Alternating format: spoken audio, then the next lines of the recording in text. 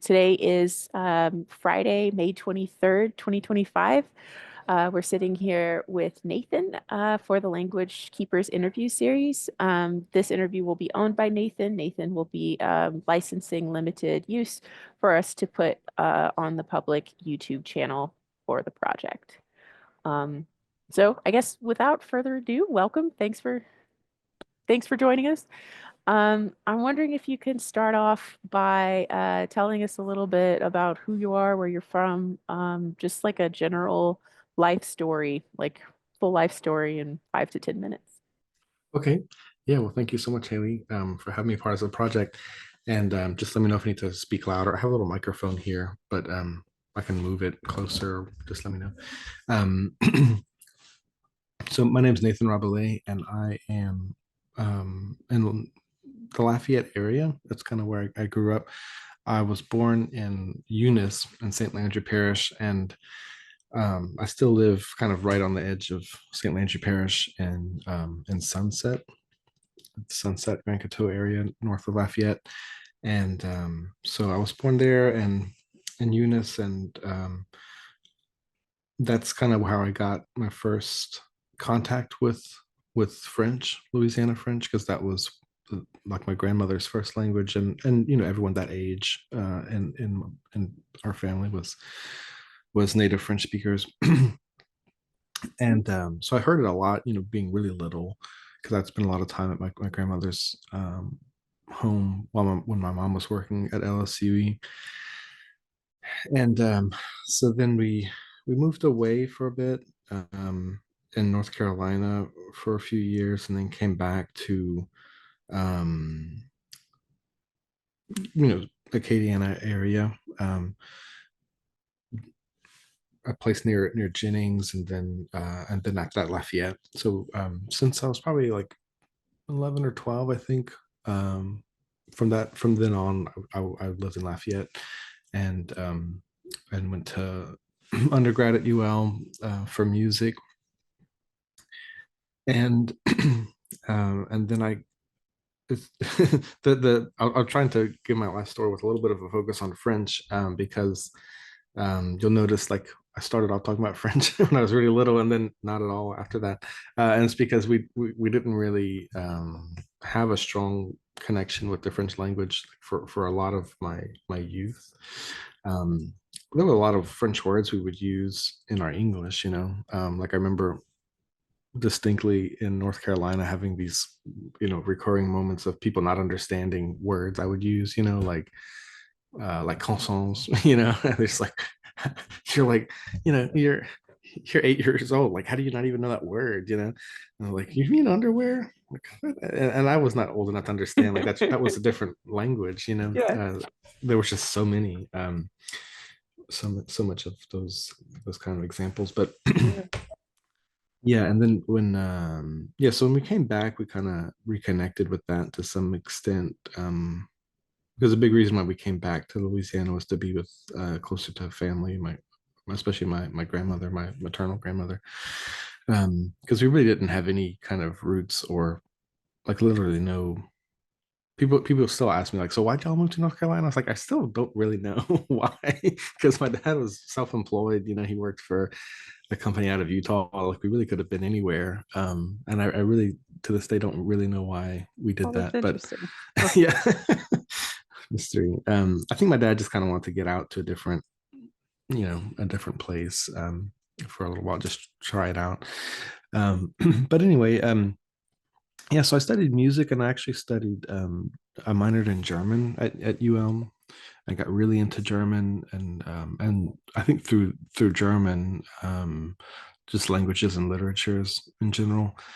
And I had a really good German teacher at UL, Ebba Schoonover, who's retired now. But and then what I really wanted to do was move to Europe and study music, and so I had applied to a Rotary ambassadorial scholarship, which with the dean of music at UL was a really big Rotarian, and they had been, I think, really hoping that some music graduates who they were thinking, I think, kind of uh, it's not really how this works, but they were thinking like opera singers sing in different languages, it'd be great if, but I don't know if they realize like it doesn't mean they speak the languages. Um, but anyway, but I was studying classical guitar and I was really quite fluent in German at the time. I had done all the 400 level classes and stuff. I was in the German club, and so but I was trying to do a study composition, really in Vienna. That was the goal, and so I wound up getting a scholarship. It goes through the district, so you have to go interview in Lafayette. It was in the oil center, I think, and that a particular district in Lafayette actually they give a lot of money to that project. So we had like six, and I think like Six on the other six direction, students or like six yeah, going applicants? Oh, so six going for okay. six scholarships to go, and that was pretty typical for a year.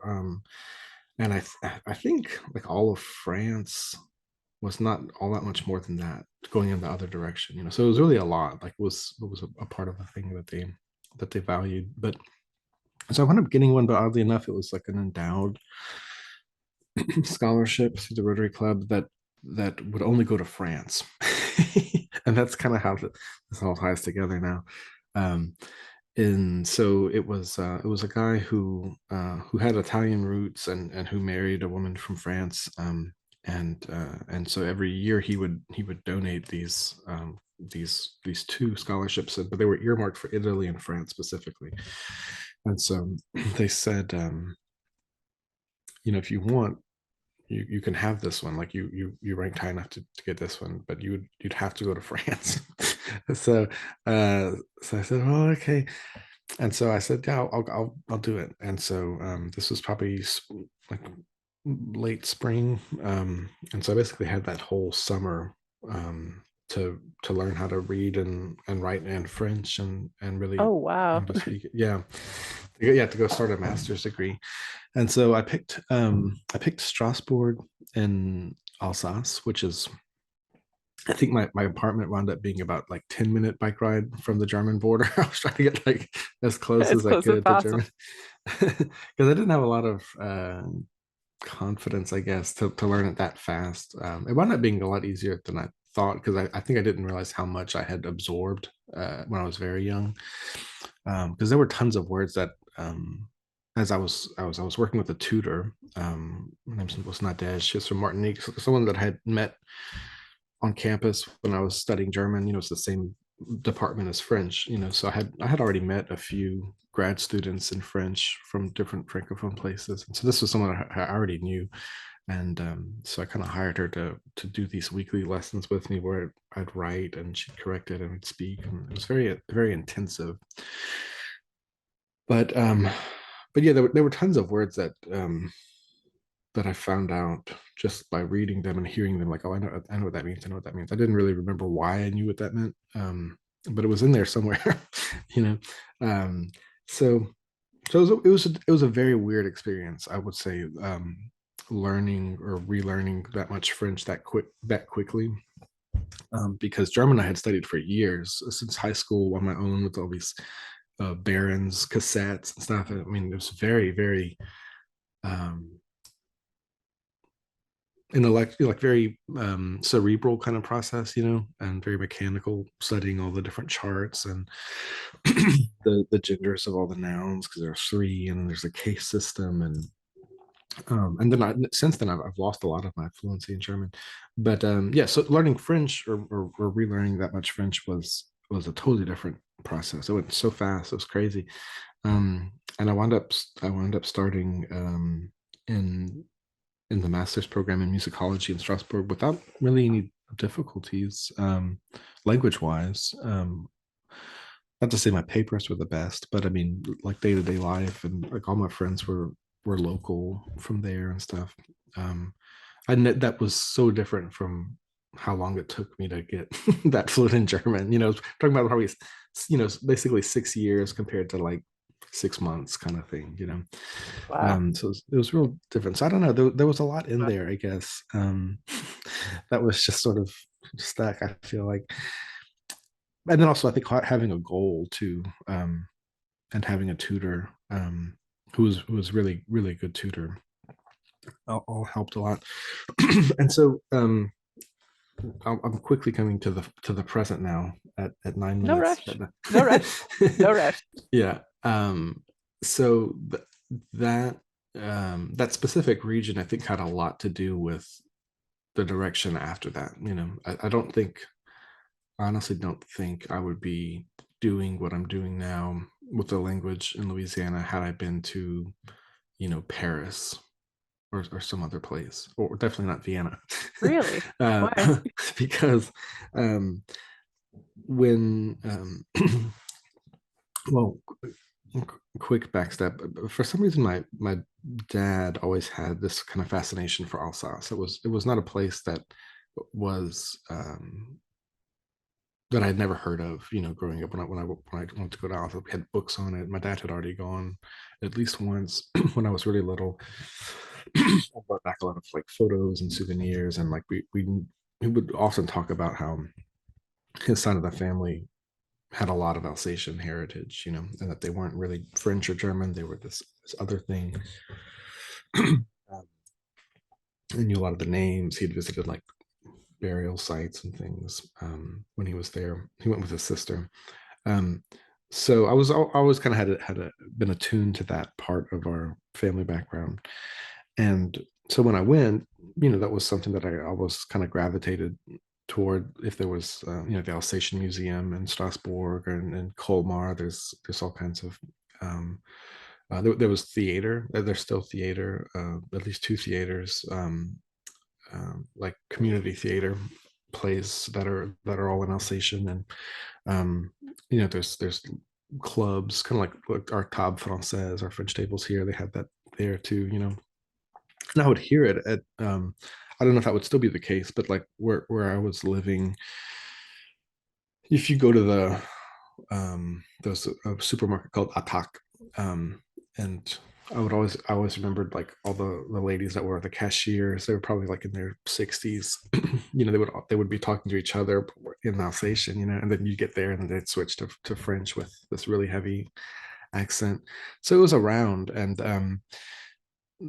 so I think that's kind of how I realized, like, man, there's this weird dynamic where it's there, and people, at least some people think it's important. They're trying to do things in this language, theater, and um, like learning tools, and some bilingual signage, and the festivals, and music and stuff. The clothes, traditional attire, and stuff.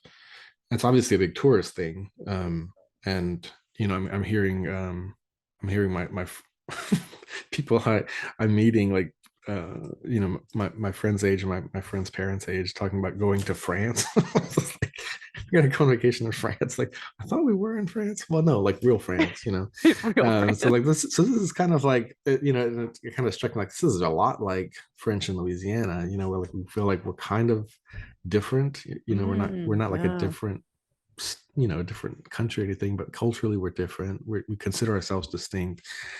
We have this language that some people speak, that some people are really into, but it doesn't have the same kind of standing or status.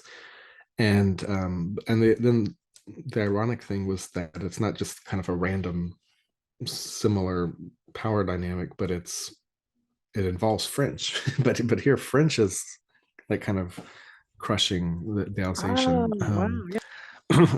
Not the right word, but I mean, at some point, yeah, it was very, very intentionally suppressed. All French the wasn't the regional, minoritized language. It was right, German, or was it Alsace, right? Okay. Alsatian, yeah, yeah. So Alsatian, in Alsatian, they usually call it Alsacisch, or different types of that. But so um, yeah, so it was kind of weird to be like, I'm learning French to kind of connect with that part of my family's history, but here I'm learning the dominant language, and it's a language that was really, um, through, mostly in the early 20th century, really had the same effect as English in a lot of Louisiana schools, which is just to forcibly take it out, and just have one national language. So it was really, really similar in terms of the power structures, but probably probably halfway to three quarters of the way through that year in Strasbourg is when I kind of decided that I really wanted to get much more into French in Louisiana when I got back.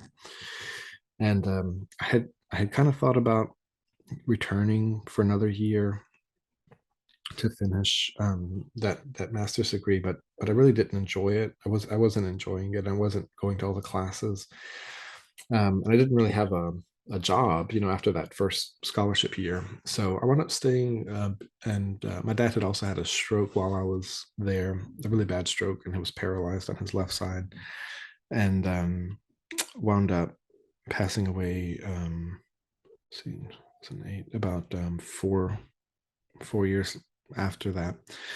Mm. So there were a number of things, but that made me decide to stay here. And I had through studying German at UL, like I knew we had a really strong French, especially French graduate program, and I had gone to quite a few of the talks just as a student in music groups, and already had friends there. So I ironically by that time, like when I wanted to start my master's in French, I had still not one single class in French. I had zero French credits, you know. Wow.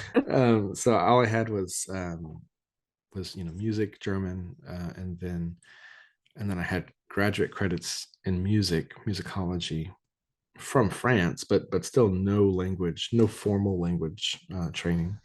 So in order to get like a graduate level or to be accepted into that program, I I wrote what was kind of still on my mind, which was about a 60 page or so kind of thesis, I guess, kind of like almost kind of like an undergrad thesis that I just kind of did on my own, um, to be sort of equivalent of the credits that I didn't have that I submitted to the program.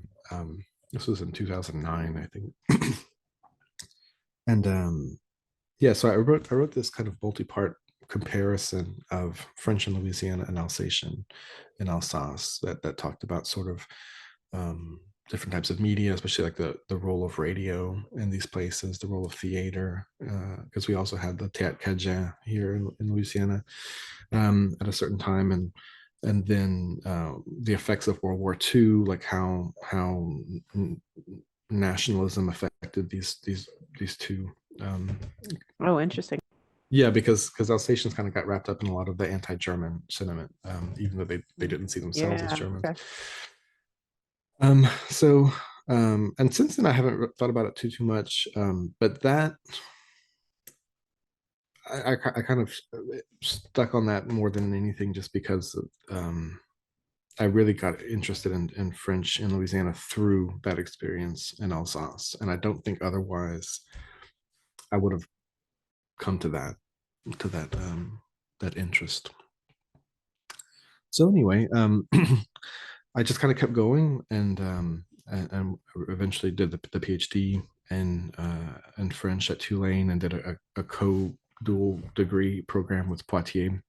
So I did my last year of writing the dissertation in Poitiers, France, and and then I got a first job How did at you, sorry, yeah. how did you Mhm. pick Poitiers? Oh,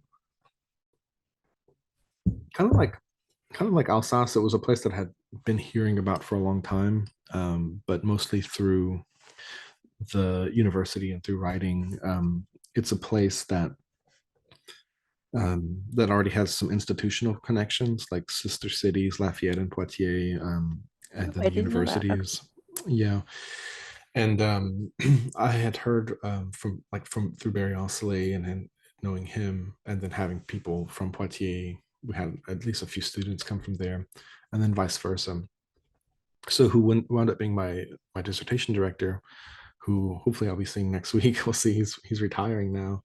Andre Magor. He had been to Louisiana a few times, and Barry knew him well, and so it seemed kind of like obvious. Like, well, you want to go to France, but go to Poitiers because there's all these connections, and a lot of Acadians came from that area, and the connections we do have.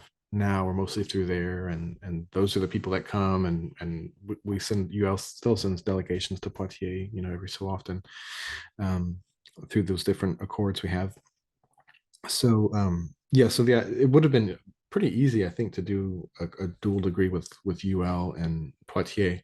There was no such agreement with Tulane, a private university, and without that kind of part of their identity linked to Acadian history and stuff. But I just kind of had already stuck on Poitiers because there were also two really big archives there, and I was working on folklore, and I knew that's where everything was. So even I even got a year, I think, or a semester, I can't remember, that Tulane would have offered me in Paris at the ENS, the École Normale Supérieure.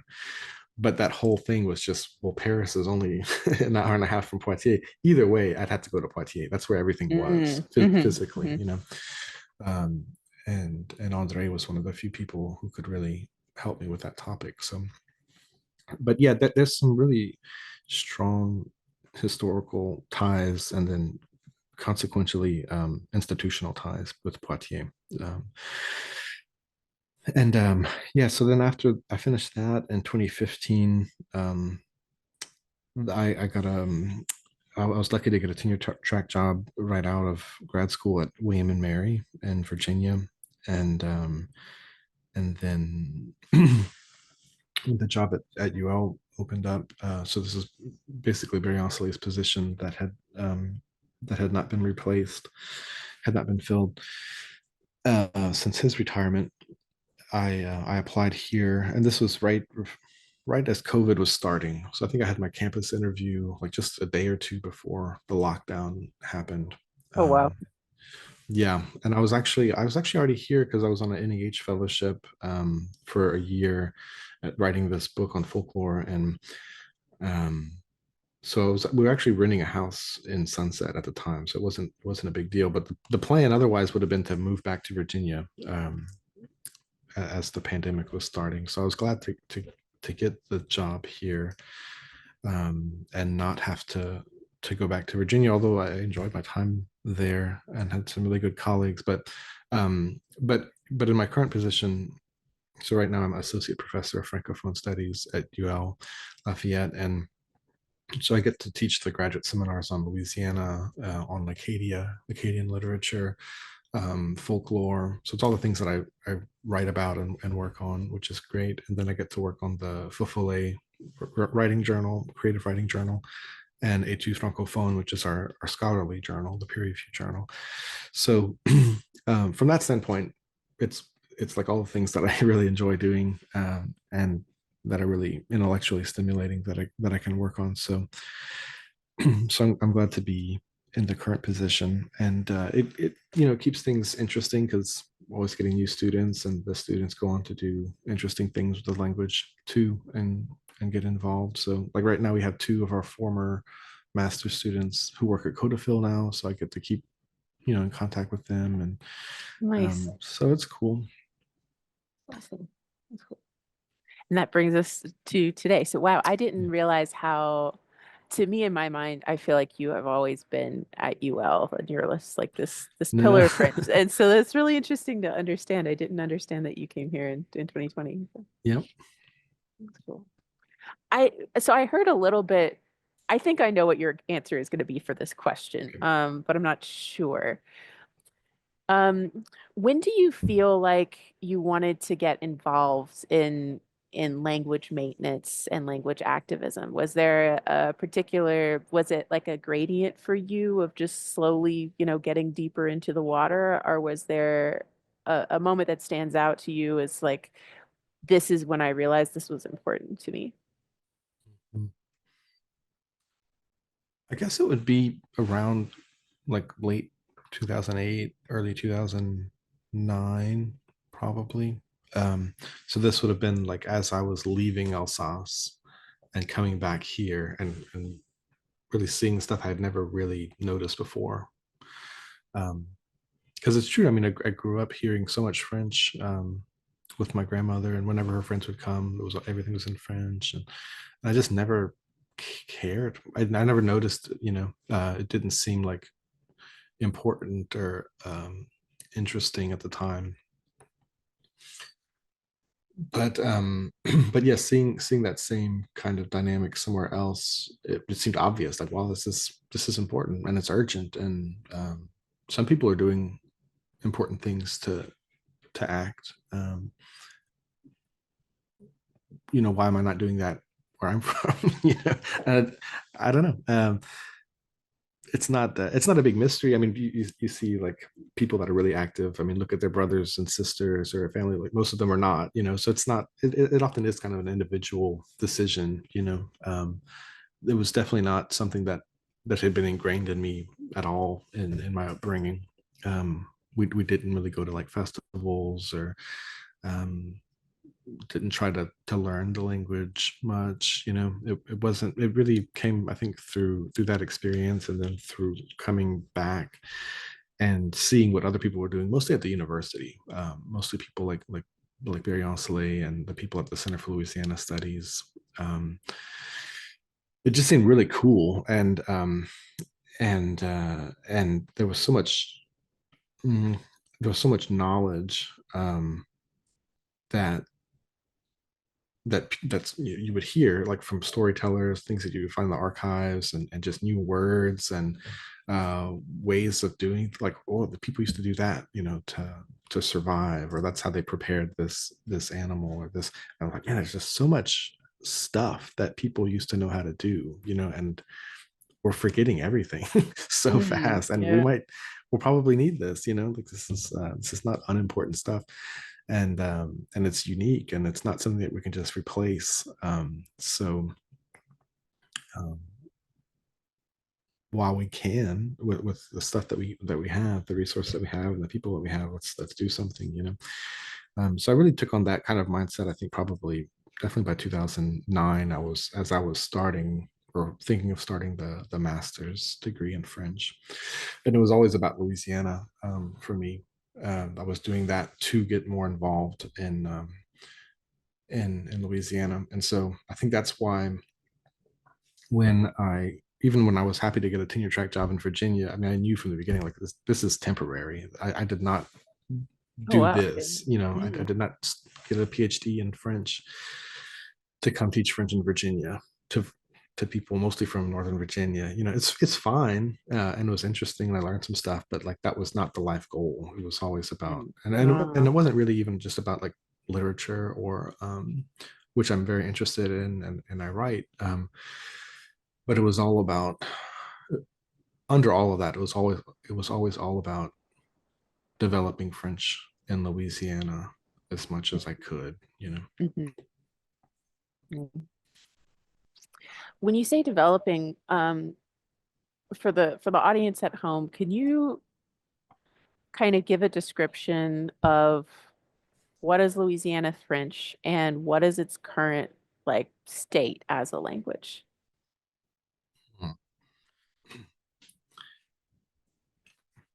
The question's a little tricky. I don't know that there's one answer to it, and I have a little bit of an unpopular view about that. We're interviewing a lot of different people. You Yeah. don't have to speak for the entire group. You're just speaking for yourself. Okay, that takes the pressure off. Well, um, so the state. Well, when I talk about developing, I'll start there. When I talk about developing French in Louisiana, I'm thinking in very broad terms. So that's like, can we do things to have more French speakers, and at multiple levels, multiple ages, do more things in French, have more activities and more types of activities, trying to fill out, to complete an eroded language ecosystem. So there are uses and registers that have been lost, or things that we can do to fill those back in. Um, that's kind of what I mean by developing French. So it's not just taking what we have and digitizing it and storing it, but it's doing new things as well on a larger scale. So for my roles more specifically, that means I've created two new courses. So one's professional French and media, where we do a lot of service learning and stuff with engaging with the community, and then also translation. So we're doing service learning translation to increase bilingual signage, to work with the Office of Tourism, to work with Codafil, to work with museums, making web content. So that's kind of making French more visible. It's an official use of it. It's also engaging with the community. It's getting younger people to talk with older people. And then it's hopefully increasing access to French for French speaking tourists as well. So that's an example of like developing stuff. It's stuff that we did that we weren't doing much before, where we were really just focused on elementary immersion education. So we want really young children to be speaking French in an enclosed space. And that's going to go until they're 12 years old and it's going to stop.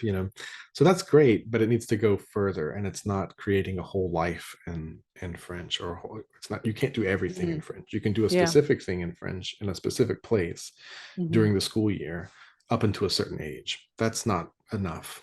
um, so so what I don't want to say focused on, but what I'm, because it's not a focus. It's like everything else I feel like needs to be developed. And so to come back to your question about the state of Louisiana French, in my unpopular opinion, it's that um, Louisiana French is, I guess you would call kind of a language ideal. So in Mm, like hmm. I think that's the term. So there's no one set of like codified set of a dialect where we say, oh, well, that's Louisiana French and that's Louisiana Creole and that's standard French. Those are kind of norms or ideals that we use because it helps to talk about the language itself and to distinguish between different large dialects or language varieties. But there's in reality there's a whole spectrum and there's a lot of in between. So of course in linguistics, and we do all this in our seminars too, but we can describe what we call Louisiana French and say, well, in Louisiana French we generally use this word instead of that word, and there's these conjugations and the morphology is a little bit different, and we use this progressive tense, and the subjunctive mood doesn't usually show up, but when it does, it has these forms. We can describe that, and Hmm. we can describe the French that um, that you would hear from a typical native French speaker in Louisiana who's 70 years old or older, who probably didn't go to school in French. And so there's that language variety that we can describe. Um, so if that's Louisiana French, then and if that's only Louisiana French, then we would have to say that Louisiana French is not doing very well because it was not passed on to the next generation, and now we have at least one more generation after that now, and that's not something that you can really come back to. It's because in the 20s, 30s, and 40s, that's when the split happened. You know what I mean? So here we are, like Okay. um, almost a century later, and you can't undo that. Um, Mm, that generation was like my mom's generation. I can't go back and we try. She's trying to learn French. It's very difficult, even just to kind of learn a little bit. So to recreate that kind of linear transmission is very difficult. But that's not to say we have to take that mindset. My view is not one, I don't think that's shared by very many people, um, which is that what we call Louisiana French is the result of a certain series of social and well, cultural and even political events that happened. So there was a series of events um, like colonization and demographic shifts and um,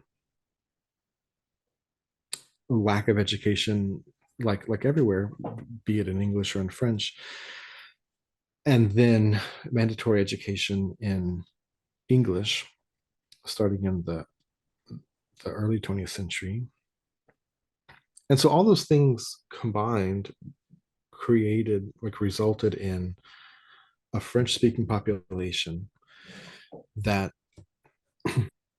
did not begin to read and write French, just like everyone around them who spoke English didn't read and write English and then started reading and writing English. And then they had a new relationship with the English language that they had always grown up. So the French Mm, speakers didn't have that. And so that French that they spoke, which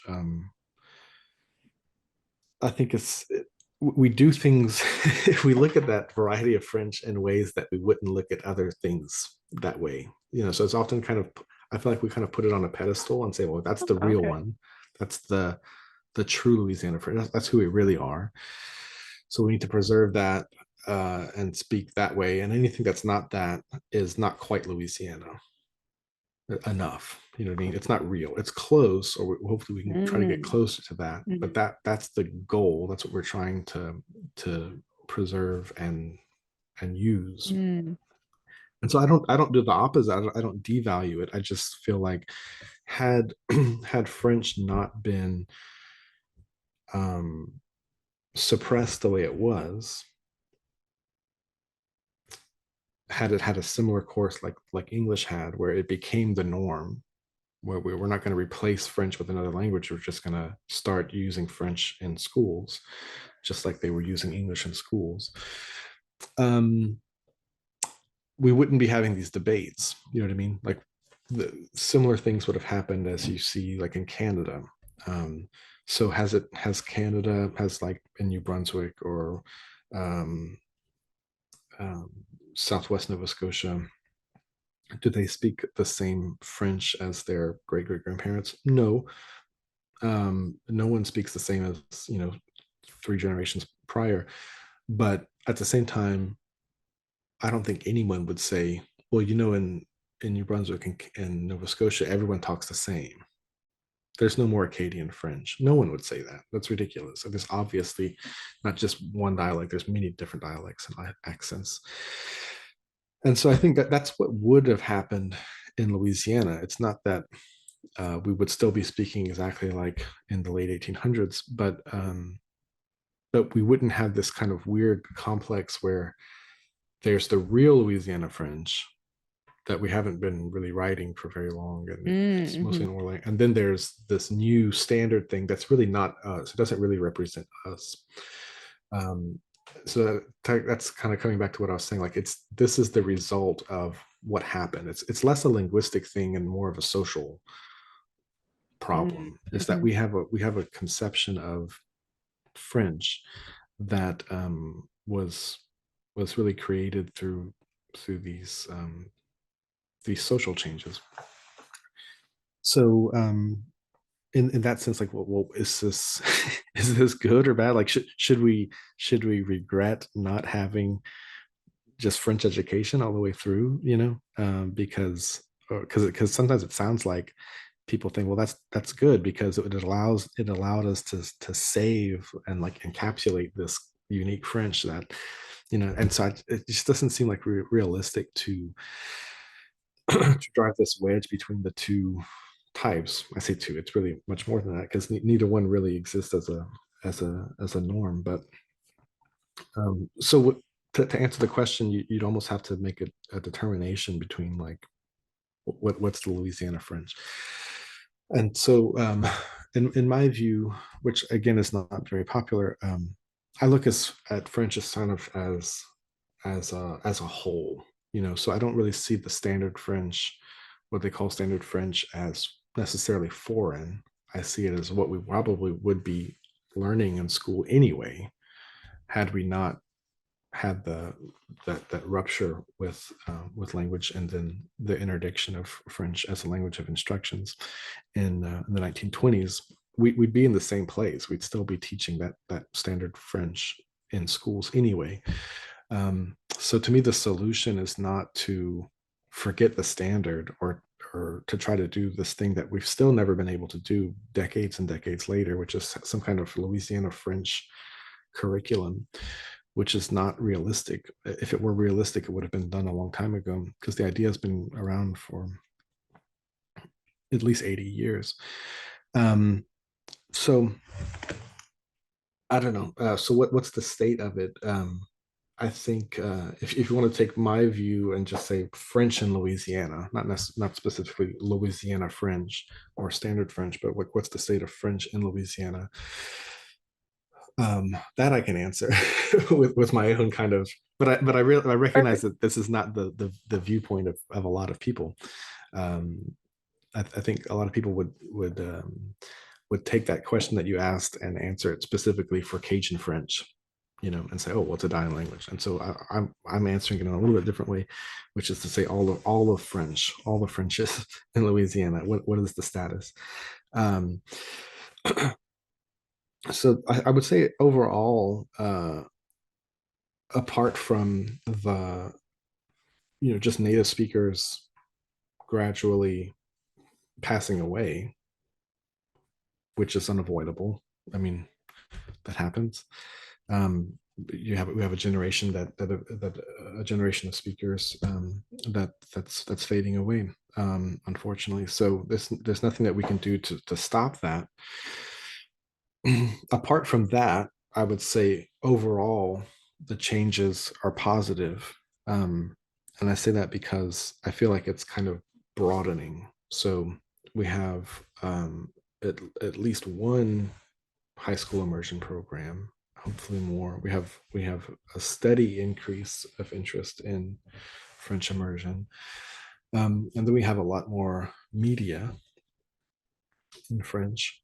So not just radio, but the radio we do have is more. And then we have other forms like podcast and visual and documentary. And then we have, for now at least, increased cooperation with especially France, in education, and then in the cultural sector. And then hopefully, at least with UL, it hasn't been that long, but we're the first university in the US that's part of the agence, the Agence Universitaire de la Francophonie, which is part of the Oh, wow. the OIF. Yeah, so that hopefully will lead to like more scientific collaborations, and publications. So to come back to what I was saying about developing and just kind of filling out all of those different uses for French, I feel like we're moving in that direction, as opposed to just focusing on one aspect like elementary education.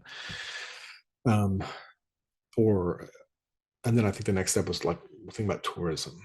So I think we're moving out of those two specific approved uses of French. That's not to say hardly any of that stuff that I just mentioned is in Louisiana French, because it's mostly not. But so that's why I say it's overall positive, when I'm thinking about French in general. But there are tons of people that will just focus on one type of French and one generation or two generations of native speakers. And if that's your viewpoint, then things are really not going well, because there's no coming back from that. It's generations of people that are passing away, just like everyone is. It's just time marches on. And like I said, there's nothing you can do to undo at least one generation in the first part of the 20th century that just decided to quit speaking it to their children. We can't undo that. That was too many people just across the board, all stopping at the same time. I don't know. So I When you kind put of, it that yeah. way, it feels amazing. But yeah. Yeah, that anything is still there. Yeah, it's true. I mean, Yeah. um, but I feel like we can't in 2025 we can't be beating ourselves up for that, which I feel like often comes from inside the community, but often from outside too. Um, researchers or people in other places that are just kind of obsessed with the statistics, and charts, and say, well, look, there's no way you're doing well because look at this graph. It's hopeless. It's always been hopeless. It's funny. Like, all right, well, there goes your grant, I guess. Just go go back home. There's nothing to see here. Thanks for visiting. Yeah. Mess pop. Well, and what you said just there was like, if you look at it a certain way, it looks terrible. Mhm. But there's also some things that you just mentioned that were, that show a growth of a French's in Louisiana. Mhm. Um, Thinking about your own work and what you've been up to for the past 2 decades, what do you feel like are some highlights of your language keeping work over the years? And I also want to recognize this is a hard question because I'm asking people to toot their own horns. But please, things need to be said and it needs to be for the record. Like what is it that you feel like you're really proud of that you've accomplished?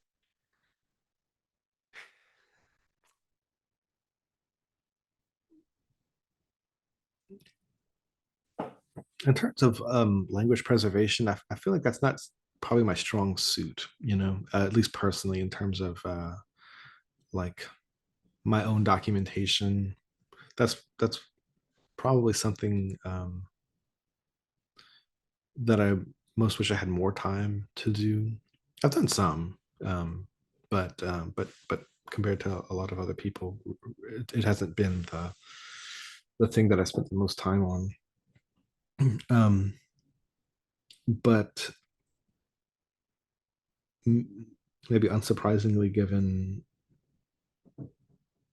my job description as a professor, it's probably the students that I've taught. Especially especially the graduate students, I think. So I have done things like I teach Louisiana French. I have a class that's called Louisiana French. I'm teaching it again in the fall. And so with that, I I use some of my own material, but mostly material that other people have created, like Amanda Lafleur and Barry Ostley. So that's a very direct and an obvious way of documenting and transmitting that language, that variety of the language. And then through my work in folklore as well, like recording storytellers, but also analyzing a lot of what's already been recording. But I think what's probably had the most impact is the students that I've gotten to teach that have gone on to work in communications or government or the communication sector or tourism, and so they go with that, not just stuff that I taught them, but my colleagues too, and stuff that they've just kind of picked up on their own, because a lot of what you learn in grad school is kind of a lot of it's guided, so like we're giving them stuff, of course, yeah, go read this and talk about this, but then as they go read it, they're finding stuff on their own, and forging their own path and stuff. um so yeah, uh it's a weird way of things, because in a way it's none of it's mine. None of it's really my accomplishments, it's theirs. But it doesn't really matter, because it's just it's the work getting done, or new ideas coming out, and so it doesn't matter if it's coming from me or from the students. And I think it's always better to have more people. So um if I was able to build up the graduate program and have more students, and those students go on to do more and more things, then to me that's probably the biggest accomplishment, I think. And thinking about the students or thinking about the stuff that you have accomplished and the stuff that you want accomplished, what would make the change or what would make the things that you do easier? Are there things that you find are difficult, or there's some specific stuff that we're like, wow, if this changed, I could do better with what I'm trying to accomplish. Mhm.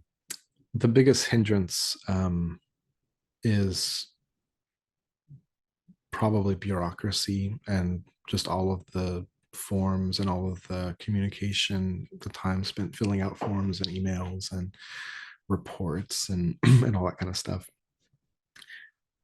It's a common complaint, but to understand just how much of the time is spent on that is important, because it really does make a huge difference. And then you're less prepared for everything else that really matters. And I don't know how to change that at such a high structural level, but that would definitely be it. Yeah, the slowness and the yeah, heard, Yes. heard. Whenever, you're put up against these bureaucracies or are generally within your work, what keeps you going, or what is it that you're finding that motivation and fire to continue what you're doing? The main thing is curiosity. That's been since the beginning, and not just French in Louisiana, but I think Louisiana in general, all the different cultures and languages and identities. You'll never figure it all out, but it's always interesting, and it just kind of keeps tugging at like to find out. Oh, that's interesting. I didn't know that. Let me see about this other thing. And that's the main thing is you just never get to the end of it. It's just always interesting, and you're always curious to find out more. That's the main thing is curiosity. But then the other thing I think is just connecting with other researchers and students. And that's why I really like to go to the different, especially the conferences that are built around a project, like this digital platform or a book or publication that's going to lead to somewhere. And so it becomes it is still curiosity, but it's a more social form of engaging, trying to find stuff out. We don't know this, but we want to Mhm. know, and so let's try it together. And that's the real fun part of it. It's learning stuff in a community, I guess. Mm. Curiosity and shared wonder. Yeah. Well, I mean, and also, not for everyone, obviously, but for my work, it's also tied to some kind of cultural identity as well. That's not the case in every discipline for sure. But there's that too. It's finding not just finding out about stuff, but finding out about stuff that's tied uh, to this region's history. What does your family think about your work? I'm not sure. I'd have to ask them. It's nothing bad. I think it's generally positive, but but um, but like I had mentioned, it's not something that we were all interested in by any means. So I think I'm sure they think it's cool, but it's not like this big set of interests that we all share. I was talking about my own family, like my siblings and stuff, but my wife has always been really interested in the same kinds of things, and was a teacher, as well, and speaks French. And we raised our two children and friends, so in my, immediate family, yeah, it's definitely something that we're all interested in. So I guess it depends on what part of it. What part of family? Yeah. Yeah, Yeah. That was an off script question. Just came out. Just like it. throw it at you. Yeah. Thinking about, where you have a limited time and you're trying to do a lot of things. If there were three Nathan Rabelais, um, what would you guys be doing?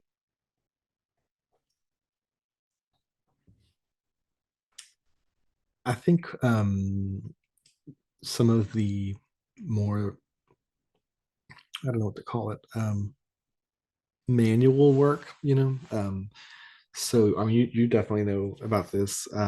When you do an interview, that's just the first step. It's not even the first step, but No, it's one of the half the steps. first step. Yeah. Yeah.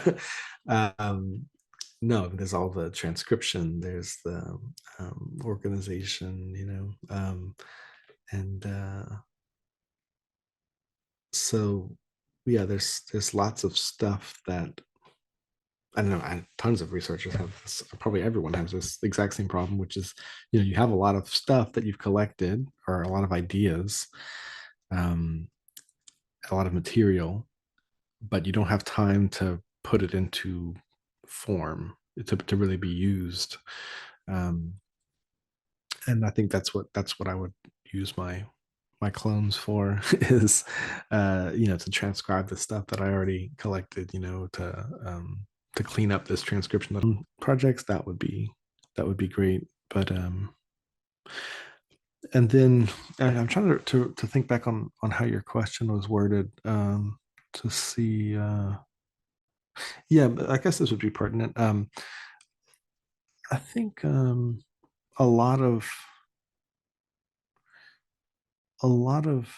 the institutional, well, probably not institutional is the right word, maybe like association level stuff, it's very scattered, I think one thing that would help me and a lot of people is like if we had kind of like one central, I don't know, fund or support base. Of course, now we're doing the opposite by getting rid of the NEH and the NEA and everything. So that's kind of thinking in the opposite direction. I was feeling about doing things better, but a lot of people are trying to make things worse. Um, Ooh. but yeah, if we want to make things better, then yeah, having something that could be like the the lieutenant governor's office, or Mm, something, some kind of like agency that, because otherwise, we have for French, it's very I said scattered, but it's also different directions. So we have Codafil, which is a state agency that is very busy with education, and then mhm, but has also broadened its mission a lot, which is great. But that's still a small agency, just a handful of staff and not a big budget. And that's the biggest thing. Everything else is like really sort of associations that are even smaller and really just private, just barely privately funded. um, and they all have pretty specific goals, that are not just neutral language goals. They're involved in, they're focused on maybe genealogy or specific ethnicities, like Akkadian ancestry or Akkadian history, or German ancestry, or different things like that, that are not it's not a bad thing, but they're not for everyone and everything involved with French. That's not their goal. They're specific associations with specific goals, which is fine. But what I'm saying is that it would be good to have something that was broader than that. That was just for like French in Louisiana. Can we just agree to support French in Louisiana and not have mm, it always tied to this group, or this parish, or this ethnicity, or this part of the history, mm, you know, because when you try to do things, you have to like try to fit. I mean, already there's not much funding. There's often, like, for things I want to do, the funding is so little, it might be a couple $100s or a few $100, like I'm thinking like, well, is it really even worth the time? Because it's not even guaranteed I'm going to get it if I fill out this huge application and then try to make it fit with this association's stated goals, to make it something that would appeal to them. I should And try to do then it for there's free. And then like yeah, and then also that's a jump out on your interview, but then you have to run it through your university system sometimes, or and then they have bureaucracy, and then you have to report on these things, and so you'll spend it like 20 hours getting 2 hours worth of funds for a project that could have been done in the time that it took to make the application. Yeah. So that's a big waste of time, and then you end up doing stuff basically, on your own dime or on your own time, and or just yeah. So and it wouldn't even take a ton of money. I'm not talking about like big sums. I mean, it's peanuts compared to what we spend on other stuff, but that would be a huge help, if we could just agree that like French, like other heritage languages, not just French, but other ones too, they're important, and we need to make it important like on its own, and not just because it's tied to one certain group, or one part of history, or this one economic thing, like tourism or whatever. Um, it's this is it's a weird disconnect, because it's like obviously it's important because people won't shut up about it. I always give people a hard time because like in the university's email signatures, it's in French, Université des Acadiens. You know what I mean? Like, so obviously, and we're Wow, the yeah. Raging Cajuns, like, so Wow. obviously there's an understanding. This is important enough that we want to display it. You know what I mean? And not to just pick on the university, but just in general. I mean, like, when do they do anything tourism related to get people here without talking about French? So like y'all know it's important to some extent. At what point do you support it? Because it's not going to be there forever. If But I don't know if they really care. I think it's just all about an image. That's hard Anyway, too, because I mean, like to see it being so used, and then also have to defend it for being valuable in the same breath yeah, constantly. yeah, it's true. Mm. Um, but no, I always put that in like my budget requests or whatever. As stated in the, Yeah. this is part of our identity. Yes. I didn't say it, y'all said it. Y'all are saying it, yeah. Uh, so thinking a little bit about what you just said about trying to make kind of like a collective or a consortium for funding for languages. Um, where do other languages play into that? And where do other languages play into the work that you do with French and Louisiana Frenches? So kind of what is your relationship, or do you have relationships with other language groups across Louisiana? like me personally, um, not so much. I mean, a little bit. Like, I guess you might know a little bit about it, but it's not like very um deep, I guess you would say. So I've always been um interested in, and to some extent involved in, Louisiana Creole. So like I've learned a good bit of it, try to speak it, and then I follow some of the groups, and know those actors really well. It's something that I want to get more involved in. So like now we have Jonathan Maillet, who's in our program, our PhD program. Um, so I'd really like to work with him maybe next year on having more Louisiana Creole at UL, because we don't offer that course anymore like we used to. Not to say as a specific group, but there are groups involved with Louisiana Creole, like Creole Inc. and other more conversation groups. And then yeah, just generally trying to increase that. So like I've recently made it so that that can count. Louisiana Creole can count as one of the languages for the master's and PhD programs, like where it used to just be like Spanish and Russian and German. Um, Louisiana Creole counts as one now too. So we've already had a few people take their language exam in Louisiana Creole. That's the one that I work, I guess, most closely with because there's some intersection with that with French. And it's definitely one of my goals for the near future, just to kind of increase Louisiana Creole's presence at UL, whether that be through reinstating that course whenever we can, or a more informal like reading group or conversation group, you know. Um, so that's part of it. But at the same time, I'm really not involved very directly with any groups.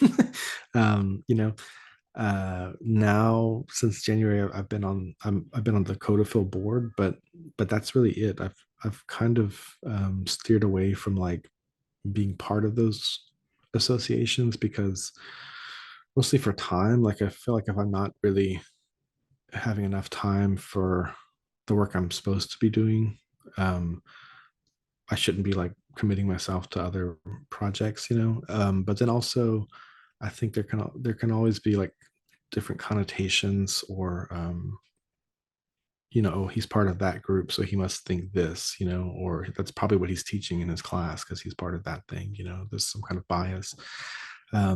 So I'm always been kind of aware of that too. I feel like being active, but not like in a group, you know, it makes me a little bit more neutral. Like I can still help, but help more evenly to what I think should be done. I guess I don't know if that makes sense, but um, because you were talking about like other groups, and I was just saying like I'm not really in any groups, and I think that's probably for the best. You know, Yeah.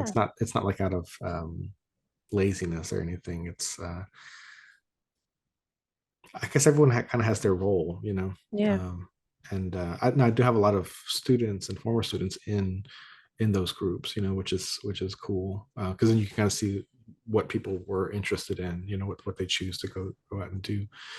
But yeah, well, you know, you know about these things. Like there's always a lot of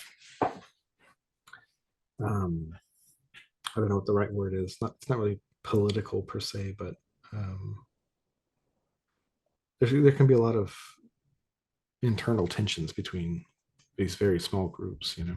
Mhm. Have you ever noticed that? A little bit. Yes. Yes. Yes. Yeah. And as your role as someone who's kind of guiding students, it makes sense that you need to take this stand where, everyone is feeling comfortable in your classroom. Yeah, Mhm. yeah, because I've definitely heard, you know, I think unfounded for the most part, but you know, people kind of complaining about educators having or be assumed to be having biases, you know, and so I don't want to fall prey to that. I don't really think I do necessarily, but it's more about perception, I think. Um, oh, and thinking about like reversing that and knowing that you are kind of working as this student gateway that helps train and encourage students that then go on to help some like different language groups across Louisiana.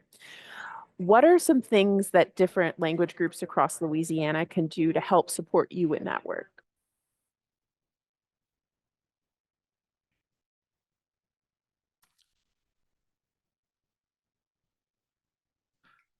I'm not I'm not sure.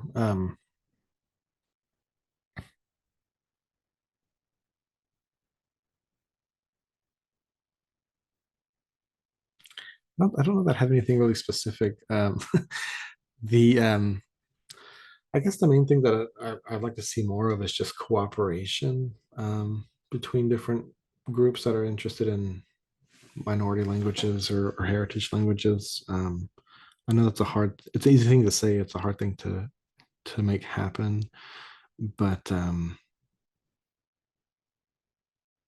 you know what I mean? Like if I feel like we have kind of similar goals, um, and it doesn't seem like there's a whole lot of cooperation, and that's not anyone's fault. I think it's probably just more than anything a lack of time, and everyone that's interested in that is doing it on top of everything else. They're probably working jobs that have nothing to do with that, and this is all just sort of volunteering.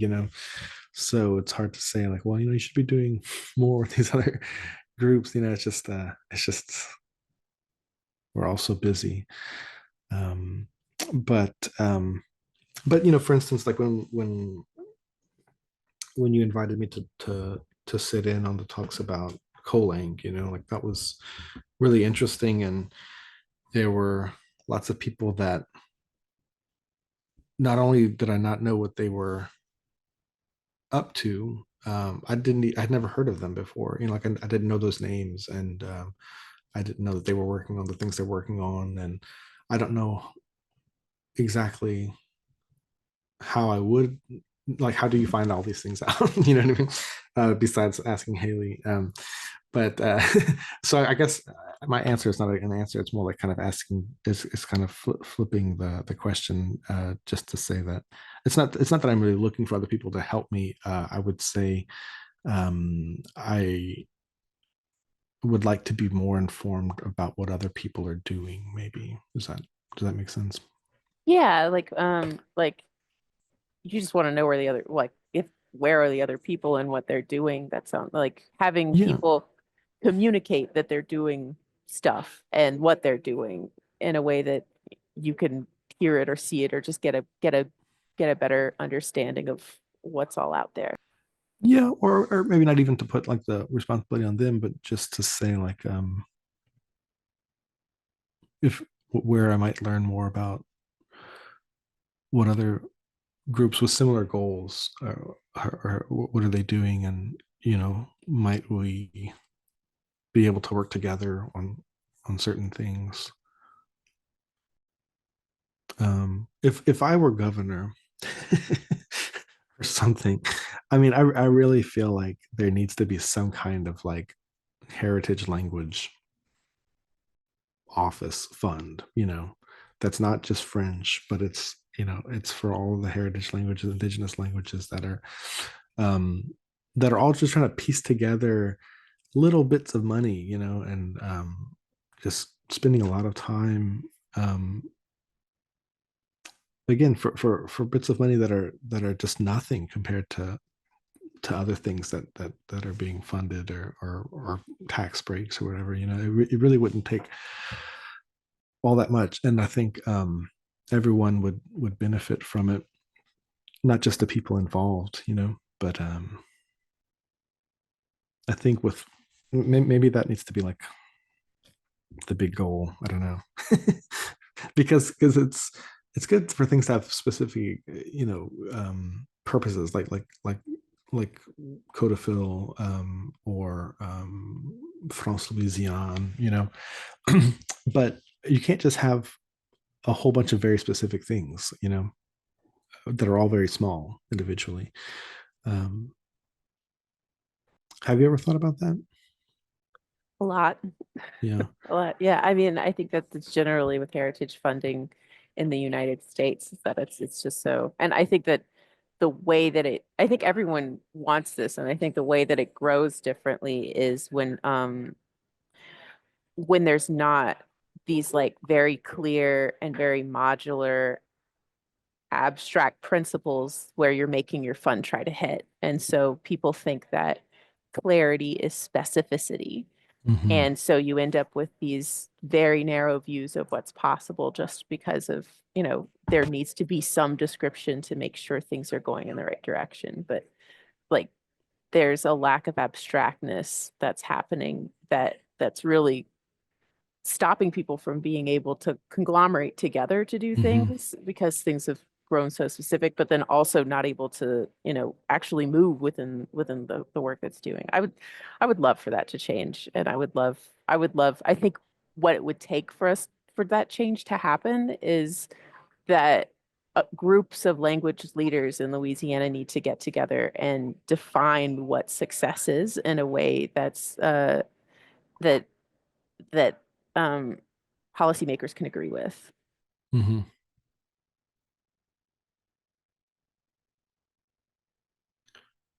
Yeah. And then we need policymakers that are not opposed to heritage languages. Yeah, yeah, and all of them together. Yeah, not Yeah. just for. Yeah. Well, yeah, I'll think about that.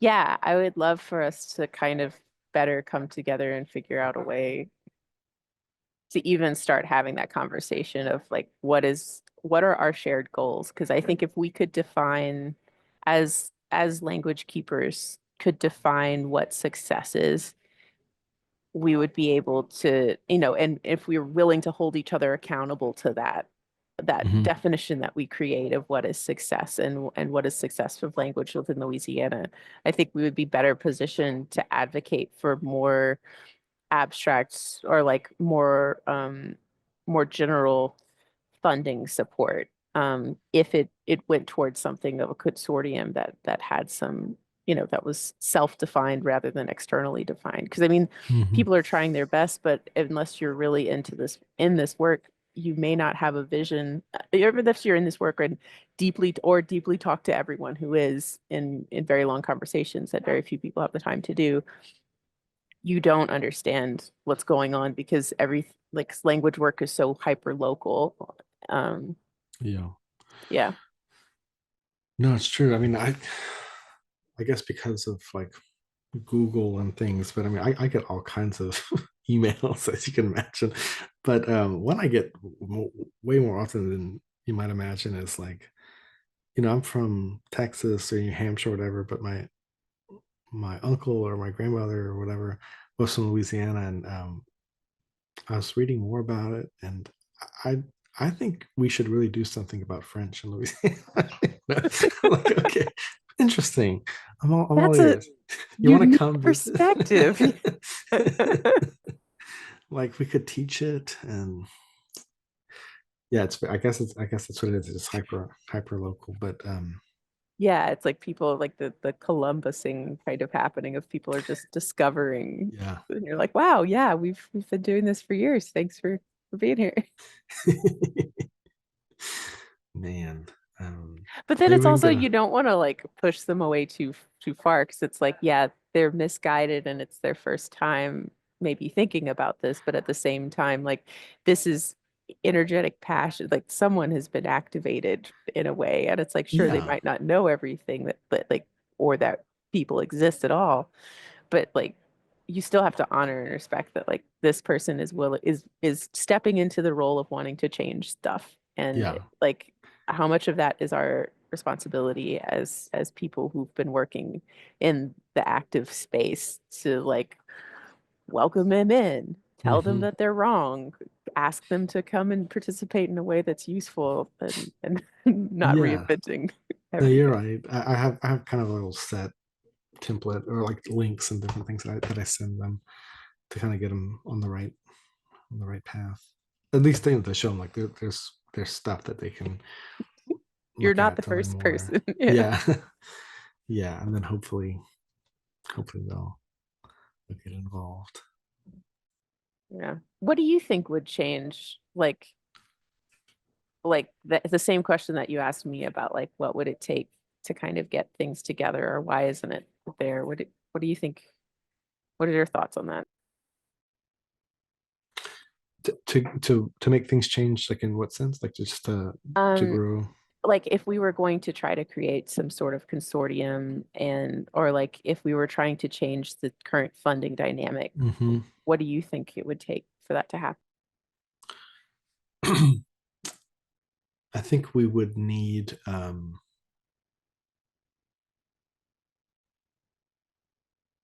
guess there are kind of two ways. To me, we would need like some kind of more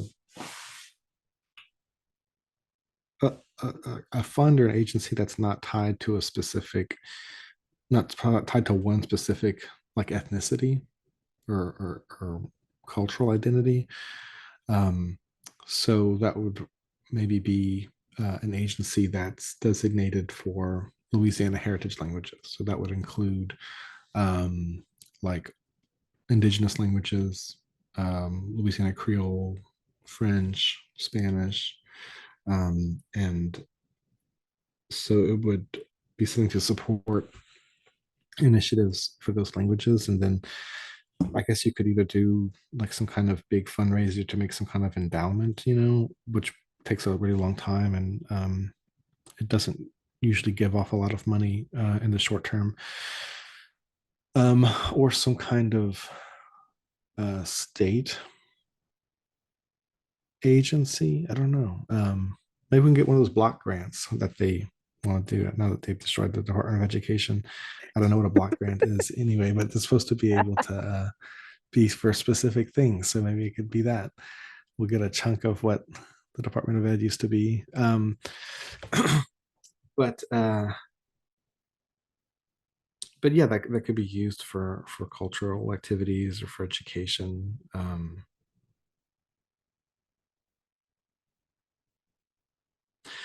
To me, that would be the way to go because everything else is tied to either a specific sector, like elementary and middle education, um, or some kind of like ancestral or genealogical component. You know what I mean? We don't really. I don't think we have anything that is just like for heritage languages in general. I guess if you did that, you'd have to be really careful about being equitable, so that it doesn't all just go to French or, because I could see that happening. Couldn't you see that happen? Yeah, yeah. And that it wouldn't be I've seen tied. this happen. Yeah. But yeah, and I think it couldn't be tied to like tourism or what's the most um generative language, what's going to bring the most money into the state. That's not the way to go about. Yeah, like it can't be tied to like the and I think that that's why I think it's important that a group of language keepers come together and define the importance of it because otherwise like if we base the value of this in economics, Mhm. then we're going to have a certain outcome. I think that it really needs to be based in civic betterment, which is generally underfunded. But thinking about how do we term what is the value of doing this in general and making sure that that's clearly centered in civic value over political power, over economics, or any of the other kind of like driving forces. I Mhm. think having and being able to state that with some specificity across language groups would be terribly difficult, but also incredibly helpful with some clarity for going after some sort of block fund or asking for a bold a bold foundation ask. Mhm. So to start with some kind of description of the value of it. Yeah. Like a language accord. Mm-hmm. I like that. Mhm. That would be nice. Very Okay. nice. I'll We get to covered some work on that. ground. Yeah. Yeah. Get to work on that. But yeah, man, we covered a lot of ground today. Is there anything that you feel like is still on your mind that you wanna cover before we hear out? I don't think so. Ah, I think I'm all good. okay, And I cool. enjoyed it. It was good to talk to you. Yeah, this was great. Thanks for I supremely enjoying this interview series, doing it and also hearing from you guys. And yeah, Good. so I really appreciate it. So, well, if that's it, I'm gonna stop the recording for a Okay. second. Okay, I'm gonna do that.